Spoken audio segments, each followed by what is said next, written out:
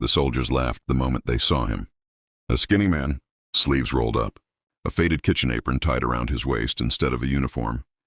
Some called him the cook, others mocked him as the apron boy, but no one, absolutely no one, imagined that this quiet man would soon become the most terrifying nightmare the Japanese army would face on that island.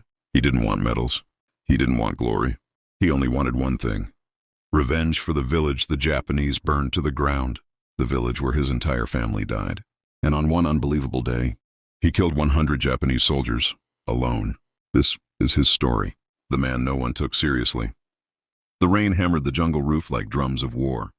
American soldiers were fortifying their small outpost on a remote Pacific island. Exhausted, muddy, and hungry. Supplies were low. Ammunition was limited. But they still joked, still teased, still tried to survive with humor. And the biggest source of their jokes? Private Elias Carter and the man in the kitchen apron. He wasn't built like a warrior, more like a shopkeeper or a schoolteacher. Thin, round glasses, quiet manner. He cooked for the men, cleaned the kitchen, carried pots, pans, and sometimes even peeled potatoes during artillery fire. The apron he wore was stitched by his late mother, the only thing he had left from home. To the soldiers, he was harmless. To the Japanese, soon he would be death itself. The island of no return. The island was a hellhole, rotting jungle, poisonous insects, snipers hidden in trees, Japanese tunnels everywhere like veins under the earth. At night, soldiers heard whispers, movement, the click of metal, as if the jungle itself was breathing. Inside this nightmare, Carter moved silently from trench to trench, serving food, handing out water, offering jokes that barely made sense, but at least made someone smile. But deep inside his eyes lived a storm no one saw. His home village burned. His mother shot while shielding a child. His father executed for refusing to surrender. He had escaped only because he was outside the village gathering vegetables. All he carried with him when he fled? The apron. The night they came. It was 2:18 a.m. Carter was washing pots in a small shack near the perimeter when he heard it. The sound no soldier ever forgets. A single metallic click, a rifle safety switching off. He froze. Then a second click. Then a whisper of boots brushing leaves. Japanese raiders. Dozens of them. The outpost was about to be overrun. Carter looked around. No rifle, no pistol, nothing. Only a chef's knife and a stack of empty tin cans. The Japanese were moving toward the sleeping American soldiers. If they reached the tents, it would be a massacre. Carter's heartbeat slowed. His hands tightened. He didn't scream. He didn't panic. He moved. The first 3 kills. He slipped behind the kitchen shack and crouched. A Japanese soldier stepped forward, whispering orders. Carter lunged from behind, silently placing the chef's knife under the man's chin and pulling. The jugular opened like a slit bag of rice. Killer 1. The body fell softly. Another soldier turned. Carter didn't hesitate. He snatched the man's bayonet, drove it into his stomach, twisted upward, and caught the rifle before it hit the ground. Kill number 2. The third soldier spotted him and raised his Arisaka rifle. Carter hurled a tin can. It smashed into the man's nose, not lethal but enough to stun. Carter closed the distance with shocking speed, slammed the rifle butt into the soldier's neck, and ended it. Kill number 3. The jungle fell silent. The raid hadn't even begun, and already 3 men were dead. But there were dozens more coming, and this was only the beginning. Chapter 5. The apron turns red. Carter looked down at his apron. It was splattered with blood, dark, thick, almost black in the moonlight. He inhaled deeply. For a moment, he remembered his mother tying the same apron around his waist when he was a boy. Elias, cooking his love. Cooking saves people. Tonight, the apron wasn't saving. It was avenging. He grabbed the fallen rifle. Checked the ammunition. 5 rounds loaded, 1 in the chamber. Not enough. Not even close. But Carter didn't need bullets. He needed rage. And he had plenty of that. Into the jungle. He stalked the Japanese raiders like a ghost, moving between trees, stepping only on roots or stones to avoid sound. He shot 1 soldier through the throat. Kill number 4. He stabbed another under the arm as the man adjusted his helmet. Kill number 5. He grabbed a grenade from a dead body, pulled the pin with his teeth, and rolled it into a group of 5 soldiers preparing to rush the American camp. The explosion ripped through the jungle. Kills number 610. The Japanese panicked. They thought an entire American unit was attacking. But it was just one man in a kitchen apron. The battle for the tunnels. And then, he reached the entrance of a Japanese tunnel complex. Voices echoed inside. A tunnel could hide dozens, maybe more. If he let them regroup, the outpost would fall. He adjusted his blood-soaked apron, picked up 2 grenades, and whispered, "For my family." He stepped inside. The darkness swallowed him whole, and the slaughter truly began. Inside the mouth of hell, the tunnel walls were damp and narrow, carved by hand and smelling of oil, sweat, and old blood. Carter crouched as he entered, rifle raised, heart pounding in a calm, deadly rhythm. Japanese voices echoed deeper inside. Orders, footsteps, metal clicks. They were preparing a coordinated assault on the American outpost. If they reached the surface, the Americans, sleeping, unsuspecting, were finished. Carter moved like a shadow. A Japanese guard appeared first. The man turned, eyes widening at the sight of a blood-covered American in an apron. Before he could scream, Carter clamped a hand over his mouth and slid his knife under the ribs, angling it toward the heart. The soldier shuddered, collapsed, silent. Kill No. 11. Carter dragged the body behind a wooden crate and continued. The tunnel split. Left path, dim lantern light. Right path, voices, many. He whispered to himself. Right. Steel and silence. The next chamber was filled with Japanese soldiers preparing mortar rounds. At least 8 of them, maybe more. Carter didn't have enough ammunition for a direct fight, so he used the tunnel itself. He pulled a lantern from the wall, smashed it on the floor, and instantly the oil spilled aflame. The soldiers panicked, shouting, confused. Before they could regroup, Carter rolled a grenade toward the ammunition crates and sprinted back into the corridor. Boom! The explosion shook the earth. Fire roared down the tunnel. Carter felt the heat punch his back as shrapnel tore through bodies. The entire chamber collapsed. Kills No. 12, 20. Dust fell from the ceiling. The tunnel trembled. Carter wiped sweat mixed with blood from his forehead. Good, he muttered. He moved deeper. Death in the dark. The tunnel narrowed again until Carter had to turn sideways. He heard heavy breathing ahead. 2 soldiers, maybe 3. He slid the knife from his belt and held his breath. As he approached the curve, he slammed the lantern hook on the wall with all his strength. Metal echoed like thunder. The soldiers turned to look, just for a second. That was enough. Carter sprang forward, plunging his knife into the first man's throat while ripping the rifle from the second. Soldier's hands. He fired once, point blank. The bullet punched through the man's skull. A third soldier rushed from behind, bayonet aimed low. Carter pivoted, grabbed the man's arm, forced it upward, and drove the bayonet back into the attacker's chest. He collapsed like a puppet whose strings were cut. Kills No. 21, 23. Blood dripped from Carter's apron like paint strokes. He kept walking. The officer who underestimated him. The next chamber wasn't a storage room. It was a command post. Maps, radio sets, ammunition, and at least 15 Japanese soldiers, including one officer wearing a gleaming katana. The officer stared in disbelief at the man standing in the doorway. A thin American, wearing an apron, covered in blood. "Cook!" the officer spat in Japanese. "You send a cook?" Carter understood enough to reply. "No, I came myself," the officer roared and drew his sword. Carter threw his empty rifle aside and met the officer with nothing but a captured bayonet. Steel clashed in the flickering lantern light. The officer swung again, fast, precise. Carter dodged barely. The katana sliced through the cloth of his apron but missed flesh.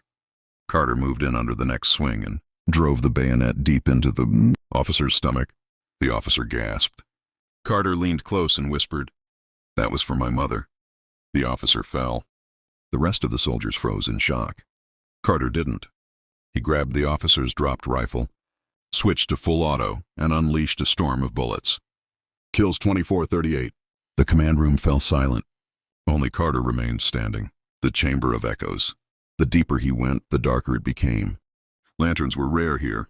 The air was damp and smelled of rot. He counted at least 4 more side tunnels. This was a maze. Japanese whispers carried through the darkness. They were reorganizing. Reinforcements were coming. Carter knelt, placing his ear to the ground like tribal hunters did. Vibrations, marching, multiple squads. He wasn't trapped. They were trapped with him. The ambush of 30. He positioned himself in a narrow choke point, barely wide, enough for one person to pass. The perfect kill zone. Bootsteps, whispers, rifles rattling. The first Japanese soldier emerged. Carter fired once. The man dropped, blocking the path. The second soldier tripped over him, and Carter slammed the rifle butt into his skull. Bone cracked like dry wood. The third tried to stab through the bodies. Carter sidestepped and slashed his throat. The fourth fired wildly. Bullets ricocheted off walls. Carter grabbed the fallen soldier's helmet and threw it into the shooter's face, stunning him long enough to pull him forward and snap his neck. One by one they came, and one by one they fell. Some tried to climb the pile of bodies forming in the choke point. They slipped, fell backward, screamed, died. Blood covered the floor, the walls. Carter's apron soaked until it was almost black. Kills number 3968. When the last soldier collapsed, the tunnel fell silent again. Carter was breathing hard, his arms shaking. But his eyes were steady, focused, deadly. The tunnel shrine. At the deepest end of the tunnel, Carter found something unexpected. A small shrine, candles, amulets, a wooden box filled with personal items of fallen Japanese soldiers. This wasn't a military post. It was a burial room, and 3 soldiers were kneeling inside, praying. One turned, saw him, froze in terror. Carter didn't shoot. He lowered his weapon slowly. The soldiers were unarmed. They stared at him, trembling. Carter backed away. He wasn't a murderer.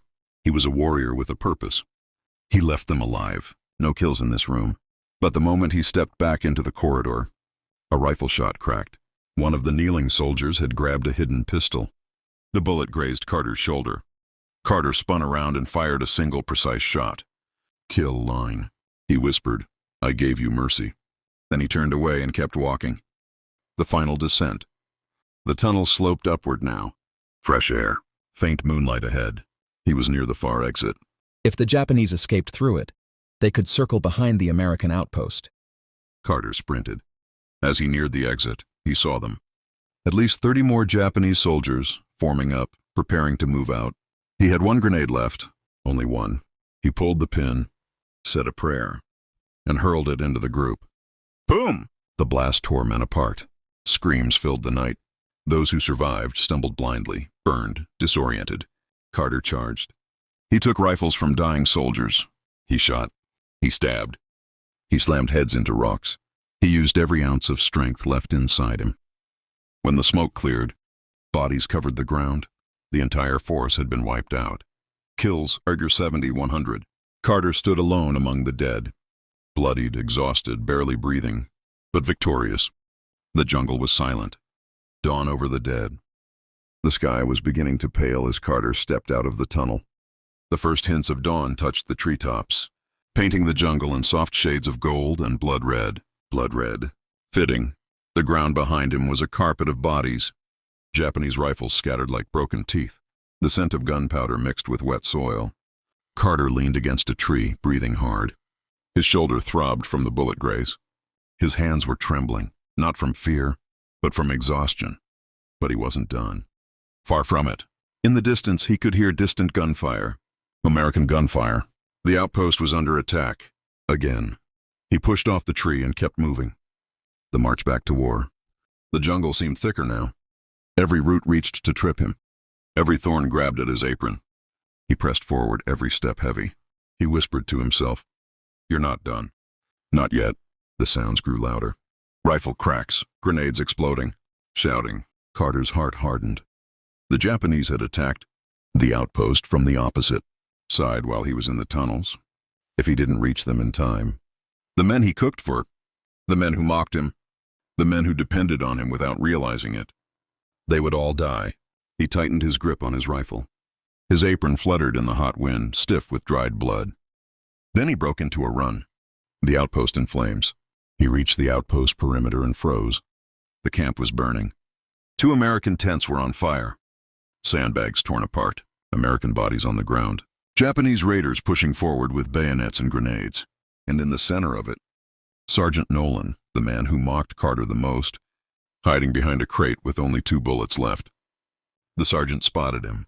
"K. Carter? What the hell? You're alive?" Carter didn't answer. He acted. He sprinted straight into the battlefield. Bullets shredded leaves around him. Grenades burst in showers of dirt. Every Japanese soldier who turned toward him died in seconds. Kill number 101, a sniper in a palm tree. Carter shot him out of the branches like a broken doll. Kill 102, a raider charging with a bayonet. Carter caught the bayonet with his palm, twisted it, and buried it back into the attacker's chest. Kill 103, 106, 4 soldiers behind sandbags. He ducked, rolled, fired precise shots that dropped each one. Carter, get down! Someone shouted behind him. He didn't. He kept moving forward. The fire pit. A cluster of Japanese soldiers were preparing to toss grenades into the American. Foxholes. Carter hurled himself behind the burned-out jeep, picked up a discarded machine gun, and unleashed a roaring hail of bullets. The machine gun shredded trees, sandbags, bodies, anything standing in its path. The Japanese squad was cut down before they knew what hit them. Kills were 107 and 114. Carter lifted the smoking weapon and kicked open the jeep door to use as a shield. Another group approached. He slammed the jeep door forward, knocking them off balance, then fired from the hip. Kills round 119. Smoke choked the air. Flames crackled behind him. The battlefield shook with the violence of it all. Carter just kept killing. Redemption for the mocked cook. Sergeant Nolan crawled to him behind the jeep. Carter, you saved our skin. I thought you were just a cook? Carter said quietly. Nolan swallowed hard. No, you're a one-man army. Carter didn't smile. He pointed toward the tree line. War's not over yet. And it wasn't. Dozens more Japanese soldiers emerged from the jungle, screaming, charging, firing wildly. The final wave. Carter stood up from behind the jeep, shoulders squared, apron fluttering behind him like a warrior's cape. He whispered, "For my family, for my men, for my home." Then he advanced. Last stand at dawn. The final battle was madness. Carter reloaded faster than he breathed. His fingers bloody, slipping, tearing. But his aim never faltered. An officer charged with a sword. Carter shot him through the mouth. Kill Mer 120. A machine gun nest appeared behind fallen logs. He threw a grenade dead center.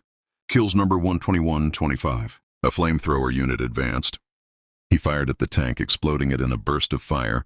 Kills number 26-130. The screams echoed across the burning camp. Still, they kept coming. Still, Carter stood his ground. One soldier lunged with a bayonet. Carter caught it with his apron, wrapping it around the blade, trapping it, pulling the attacker close. He headbutted the man, breaking his nose, then stabbed him with his own weapon. Killed 131. Another grabbed Carter from behind. Carter slammed his elbow back into the man's throat, snapping cartilage. Killed my 132. 2 more approached. He shot both before they could raise their rifles. Kills 91-134. Blood covered him like a second skin, but his eyes remained cold, focused, relentless. The commander falls. The Japanese commander appeared at last, surrounded by his last 5 men. He shouted something in rage, pointing his pistol at the apron-wearing demon, who had killed an entire assault force alone. Carter didn't wait.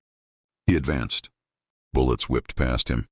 He dodged behind a crate, rolled, fired 3 times. 2 soldiers fell. Kills 135-136. The commander screamed and fired again. Carter charged, leaping over a ditch, landing within arm's reach. The commander's pistol clicked empty. Too late. Carter smashed the rifle butt into his face, breaking his jaw. Then he slammed him onto the dirt and ended him with a single shot. Kill Mer 137. The last 4 Japanese soldiers dropped their weapons and fled toward the jungle. Carter shot all 4 in the back before they reached the trees. Kills 138-141. The battlefield fell silent. This time truly silent. The last Japanese raider was dead. The apron in the wind. The sun finally rose. Its warm rays hit Carter's torn, blood-soaked apron, making it glow gold. American soldiers slowly emerged from foxholes and burning tents, staring at the man who had single-handedly slaughtered an entire Japanese assault force. Sergeant Nolan approached him, voice trembling. "Carter, you saved the whole damn island." Carter removed his apron slowly, folded it gently, and held it against his chest. "It saved me first," he whispered. He walked away from the fire, from the bodies, from the men staring in awe. He didn't want praise. He didn't want medals. He only wanted peace. And for the first time since his village burned, he felt a small piece of it. As the sun rose over the battlefield, one truth became impossible to deny. A man they once mocked, a man wearing nothing but a kitchen apron, had rewritten history with his bare hands. Elias Carter was never trained to kill. He was never meant to lead an army. But fate chose him, and he answered with fire, steel, and an unbreakable heart. From the darkest tunnels of the jungle to the flaming ruins of the outpost, he fought for what he lost. He fought for those who survived, and he fought for a peace he may never fully find. Because heroes are not always forged in armor. Sometimes they are forged in aprons. Thank you for watching.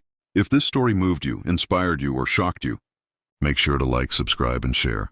And remember, sometimes the one you underestimate becomes the one who saves everyone.